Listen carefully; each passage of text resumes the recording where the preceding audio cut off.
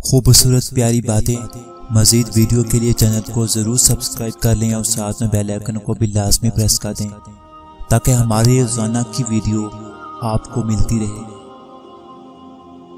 कुरान मजीद समझकर पढ़ा करें क्योंकि हमारे पास जीने के लिए कुछ रहे ना रहे लेकिन मरने के लिए तो कुछ होना चाहिए।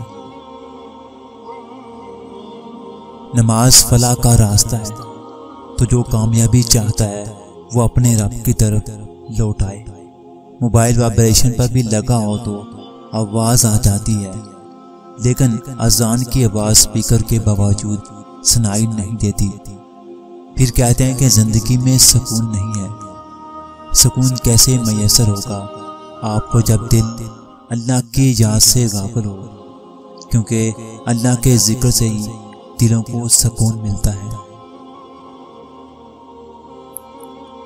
दिल का सुकून पाने के लिए दिलों को सुकून देना लाजमी है, क्योंकि जब तक दूसरों के दिल आपकी वजह से बेसुकून रहेंगे तब तक आपको भी सुकून नहीं मिल सकता।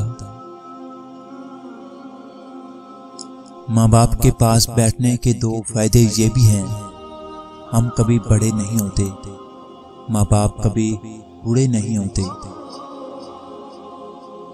अगर तुम पर कोई मुसीबत आए तो परेशान ना होना, खुदा इम्तिहान भी उन्हीं का लेता है जिनसे वो मोहब्बत करता है।